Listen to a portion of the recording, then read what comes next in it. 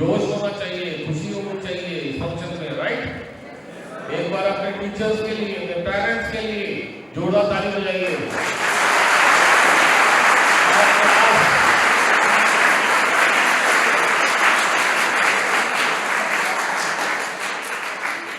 और आपके juniors class 11 में जो इतने कम समय में इतनी चैलेंजिंग पोजीशन में यूनिट टेस्ट के बाद आपको जो परफॉर्मेंस थी, कैसी भी थी, उसके लिए जोरदार ताली बजाइए।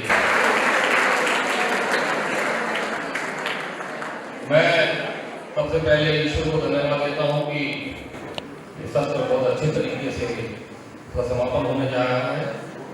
मैं ईश्वर को बहुत धन्यवाद देता हूँ और हमारे फाउंडर मैनेजर उनके लिए भी जोरदार ताली बजाइए।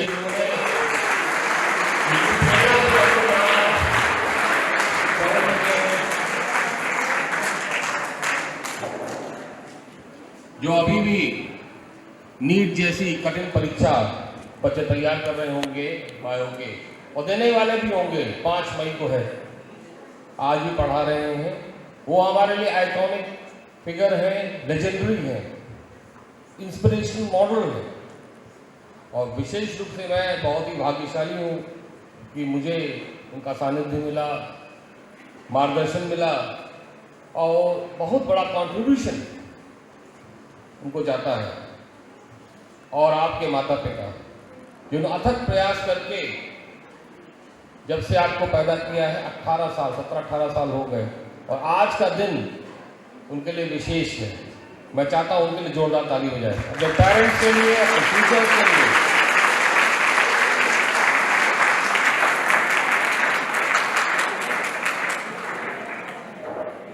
जैसा कि मैम कृष्ण मैम कह रही थी, वाकई ये थोड़ा सा मिक्स रिएक्शन होता है, हंसी भी आती है, खुशी भी होती है, दुख भी होता है कि इतने साल बीत गए, बच्चे हमारे साथ थे, उनकी अच्छी बातें भी थी, उनके पेरेंट्स भी थे। मैं ये नहीं कहूँगा कि उन्होंने बदमाशियाँ की, बल्कि उन्होंने नटखटपन में कुछ भी किया है, बच्चे थे, तो वो यादें भी हैं। और कल तब बोर्ड परीक्षा के बाद जब तुम चले जाओगे तो बाहर का जो संसार है बिल्कुल डिफरेंट है यहाँ से। तो दुख भी होता है, खुशी भी होती है कि इस काबिल हम लोगों ने बनाया तुम लोगों को, टीचर्स को, कि आज आप उस मुकाम पे खड़े हो रहे हैं। और सबसे कठिन एग्जाम जो सबसे पहला एक तरीके से कहना जजमेंटल होना चाहिए बिफोर द यूनिवर्सिटी लेवल, आपका 12th बोर्ड, उसके लिए बहुत बहुत मैं सभी प्रिंसिपल्स की ओर से, टीचर्स की ओर से, गुरुजन की ओर से, पेरेंट्स की ओर से आपको बहुत बहुत शुभकामनाएं देता हूँ। और ईश्वर से प्रार्थना करता हूँ कि जो भी आपका गोल है, एम है, एम्बिशन है, वो पूरा हो। उसके लिए टीचर्स, पेरेंट्स अथक प्रयास किए हैं और निश्चित रूप से आप लोगों ने ऑनेस्टी के साथ मेहनत की है। और शिक्षा के साथ साथ एक बहुत ही इम्पोर्टेंट जो विशेष रूप से हमारी धरोहर है, लेगेसी है एसकेडी ग्रुप की, वो है हमारी कल्चर, संस्कृति, वो नहीं भूलना चाहिए। किस प्रकार से हमें अपने माता पिता का सम्मान करना है, अपने गुरुजन का सम्मान करना है, अपने भाई बहन को देखना है, सबका के साथ कैसे संबंध बनाने हैं। ये युद्ध क्षेत्र है जो आप 12वीं की परीक्षा देने जा रहे हैं, क्लास 10th की भी आपने दी होगी, वो पहली थी, ये उससे भी थोड़ी बड़ी है। युद्ध क्षेत्र में आप जा रहे हैं, निश्चित रूप से ईश्वर का आशीर्वाद है, आप विजयी हो। लेकिन उस विजय श्री के साथ साथ आपको आशीर्वाद की बहुत ज़रूरत है, मार्गदर्शन की बहुत ज़रूरत है। बिना उसके संभव नहीं है। ये मेरा अपना व्यक्तिगत अनुभव है। लाख हम तैयारी कर लें, लाख हम किताबें पढ़ लें, तैयार हो जाए किसी भी एग्जाम्स के लिए, बोर्ड परीक्षाओं के लिए या आईआईटीज के लिए, नीट के लिए, क्लैट के लिए, सीयूईटी के लिए, लेकिन कहीं ना कहीं element of doubt, risk, nervousness होती जरूर है। वो कभी भी इवन टॉपर भी आईएएस का हो, चाहे आईआईटी का टॉपर क्यों ना हो, चाहे नीट का टॉपर हो, कभी भी अथॉरिटी के साथ ये नहीं कह सकता कि हमें ये पोजीशन प्राप्त हो जाएगी और हम इसको निकाल लेंगे, मनचाहा कॉलेज मिल जाए। हो सकता है, एलिमेंट ऑफ डाउट हमेशा रहता है, प्रोबेबिलिटी। तो वहां पर नर्वसनेस आती है आपकी। उस नर्वसनेस को अगर हम उसका आकलन करें, एनालिसिस करें, तो कैसे दूर होगी? वो एलिमेंट ऑफ डाउट, चाहे वो 2% हो, 3% हो, 5% हो, वेरी करेगा। रिस्क टेकिंग कैपेसिटी हर बच्चे की वेरी करेगी। हमें उसको वर्कआउट करना है, उसको दूर कैसे करें? तो वहीं पे माता पिता और गुरु का रोल आता है कि हम अपने से आगे अग्रसर जो रहे हैं, उस पथ पे चले हैं और वाकई सम्मानित पोजीशन पे प्राप्त किया, सफल हुए हैं, बिना समय गंवाए हम उनको देख सकते हैं, उनसे इंस्पायर्ड हो सकते हैं, उनको सीख सकते हैं। तो उनसे भी जल्दी हम उन मुकाम पे पहुंच सकते हैं। ये जानना बहुत जरूरी है।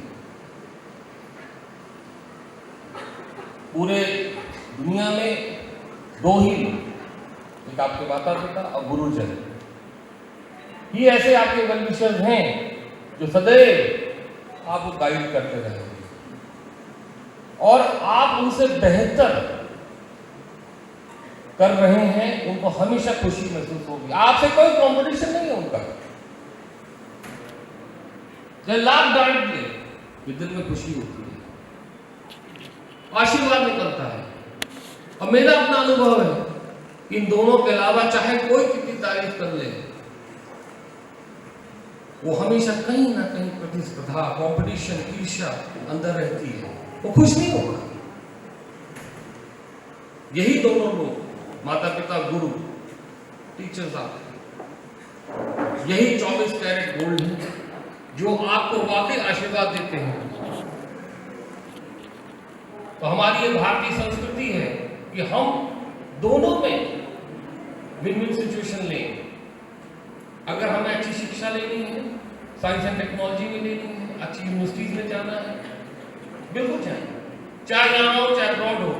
अब तो वो स्थिति आ रही है कि फॉरेन यूनिवर्सिटीज भी कोलैबोरेशन करके इंडिया में जगह ढूंढ रही है, क्योंकि इससे बड़ा मार्केट नहीं है उनके पास। पूरे विश्व का सबसे ज्यादा यूथ इंडिया में है, सबसे ज्यादा यूथ इंडिया में है और सबसे ज्यादा काम करने की क्षमता उसमें है, सबसे ज्यादा काम उस पर हो रहा है। अगर ये वाकई सिचुएशन हमने एक्सप्लॉइट कर ली, इसका एडवांटेज उठा लिया, तो आज से 6 साल बाद जब आप इंजीनियरिंग करके निकलेंगे, 8 साल बाद आप मेडिकल साइंस डॉक्टर्स बन के निकलेंगे, 8-9 साल बाद अपने प्रोफेशनल डिग्रीज आप प्राप्त करेंगे अच्छी यूनिवर्सिटी से। जो ट्रांसफॉर्मेशन इंडिया इस समय हो रहा है, आप लहर के साथ चल रहे हैं। There is no phase difference, जैसे आपने मेरा पढ़ा हो, there is no phase difference, आप उसके साथ आगे बढ़ रहे हैं। You are very lucky generation, आप बहुत भाग्यशाली हैं। और आप भाग्यशाली इसलिए हैं कि आपका एक कंट्रीब्यूशन कहता है कि आप मेहनत कर रहे हैं, वो 33% है। बाकी जो कंट्रीब्यूशन है वो आपके पूर्वजों का है, वो आपके माता पिता का है। उन्होंने ऐसा एनवायरनमेंट क्रिएट किया, उनकी मेहनत का फल आप, और जो उनकी मेहनत है वो सामने दिखने की दस्तार है। बस आपको करना इतना है कि आपको सक्षम बनना है। कोई भी अपॉर्चुनिटी जाने नहीं देनी है, आपको ग्रैब करना है। यही गुरुदक्षिणा है। आप उस अपॉर्चुनिटी को ग्रैब करें, अच्छी पोजीशन से पहुंचे, स्टार्टअप्स खोलें, एंटरप्रेन्योर्स बने, जॉब्स क्रिएट करें, बाहर वालों कंपनियों से टाई अप करें, कोलैबोरेट करें, उनको एम्प्लॉयमेंट दें और ऐसा प्रोडक्ट या सर्विस आप प्रयुक्त करिए जो आपका पूरे ग्लोबल स्टैंडर्ड्स के हिसाब से, जैसे मेड इन जापान है, मेड इन जर्मनी है, मेड इन यूएसए हम देखें, उसको खरीदने का मन करता है। तो मेड इन इंडिया नहीं, मेड इन भारत होना चाहिए। मेड इन इंडिया नहीं, मेड इन भारत। तो ये बहुत जरूरी है जानना। तो वो आपका कंट्रीब्यूशन होगा। हमने एक प्लेटफॉर्म आपको दिया, जैसे 4x100 मीटर रिले रेस होती है, एक रनर दूसरे को देता है, दूसरा तीसरे को देगा, तीसरे चौथे को, चौथा फिनिश लाइन पे जाता है, कोई स्टार्ट करता है, कोई फिनिश करता है। तो आप बीच की कड़ी हैं। अगर आपको बनी हुई चीज 40 पे मिली, 50 पे मिली है, तो आपका फर्ज है उसको 80, 90 पे लेके जाइए। आप इंडिया को ग्लोबल स्टैंडर्ड्स पे लेके जाइए, ये बहुत जरूरी है। आपका विजन क्या होना चाहिए? मैं बता रही ड्रीम्स। कलाम साहब कहाँ के थे? अगर आपने गांव देखा हो तो आप विश्वास नहीं कर सकते। तमिलनाडु के रामेश्वरम, बहुत साउथ में, मतलब आप विश्वास नहीं कर सकते किन परिस्थितियों में उन्होंने पढ़ा होगा और उनका कंट्रीब्यूशन कितना है बताने की जरूरत नहीं है। उस समय इंडिया बहुत टर्बुलेंट फेज में था। न्यूक्लियर रिएक्शन अगर हमने किया भी तो चोरी छिपे किया, किसी को पता न लगे। इतना सबड्यूड इंडिया था, उतना स्ट्रॉन्ग इंडिया नहीं था।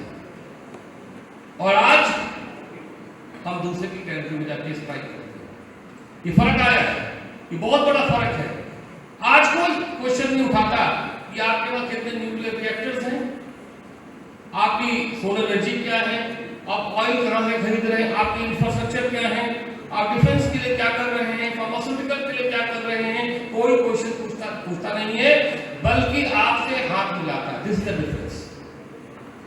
आपको समझना होगा।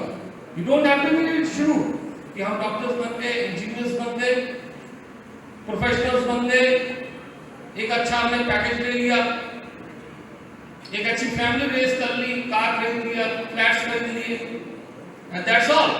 नहीं, that is a part of it, only 40%। That is important part, हम ये नहीं कहेंगे, बट अभी और भी आगे जाना है।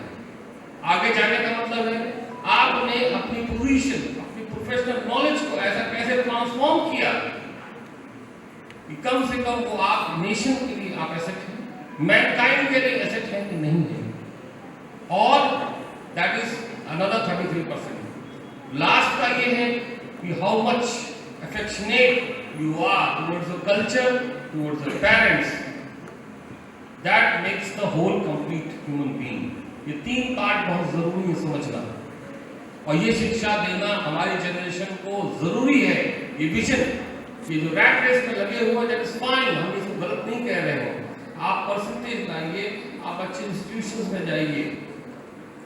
सेकंड पार्ट 2 इज आप एसेट बनिए, ऐसा इनोवेशन करिए, स्टार्टअप लगाइए जिसमें प्रोडक्ट और सर्विस ग्लोबल स्टैंडर्ड्स पे हो।